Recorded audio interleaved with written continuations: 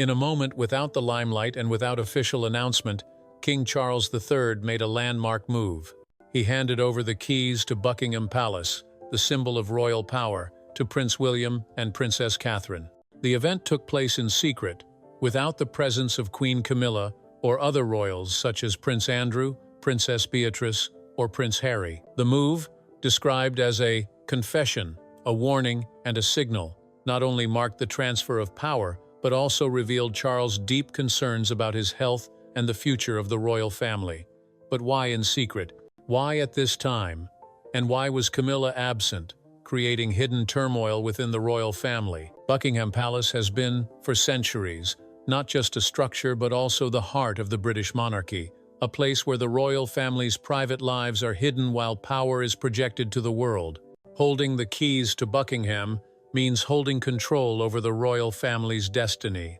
On a quiet night, Charles chose to hand them over to William and Catherine, a gesture that was not only symbolic but also an acknowledgement that the future of the royal family was now in their hands. The few witnesses, some of Charles's closest aides and confidants, described him as shaken but still authoritative, a king struggling with the burden of his throne and his family's legacy. The event was prompted by growing concerns about Charles's health. Although there was no official statement, insiders suggested that he was facing serious health problems, which made him fear he would not live long enough to see William ascend the throne naturally.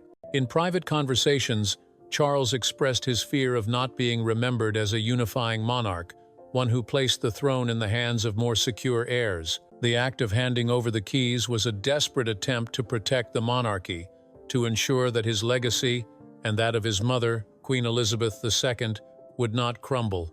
For Charles, it was not just a relinquishment of power, but an act of preservation, a way to shape the royal future in his own image before it was too late. In this ritual, Catherine emerged as a central figure, not just the recipient of the keys, but also a symbol of hope for the royal family. From being considered a commoner when she entered the royal family, Catherine has proven resilient, calm, and devoted, becoming the most beloved member of the royal family, according to opinion polls. Her presence at this ceremony was not only a support for William, but also a recognition that she embodies the spirit of Queen Elizabeth II, a combination of tradition and modernity. Charles, in private, has admitted that the survival of the royal family depends on Catherine's ability to inspire. The handing over of the keys to her was an unofficial coronation, placing her in the position of future guardian of the monarchy. Queen Camilla's absence from this ceremony has fueled speculation and tension. Having overcome decades of criticism to become queen, Camilla felt deeply offended at being excluded from such a landmark decision. Sources described her as furious, with reports of slammed doors and tears of anger in private rooms.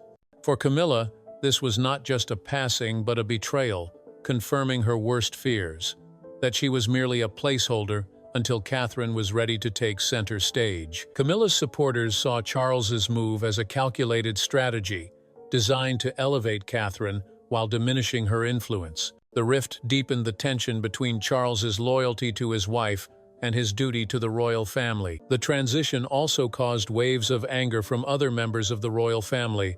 Prince Andrew, already stripped of his title and ostracized from public life, saw it as the final nail in his royal coffin. Princesses Beatrice and Eugenie, who had been promised a place in the royal family, felt betrayed by the fact that power had been handed over entirely to William and Catherine. In California, Prince Harry and Meghan Markle took the news as final proof that they had been left out of the royal narrative. Their children, Archie and Lilibet, seemed to have no place in the future of the monarchy.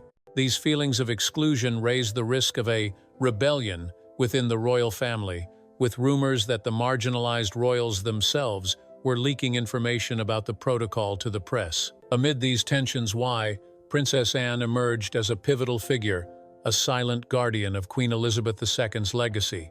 With unwavering loyalty, Anne ensured that the transfer of power was not misinterpreted as a sign of weakness.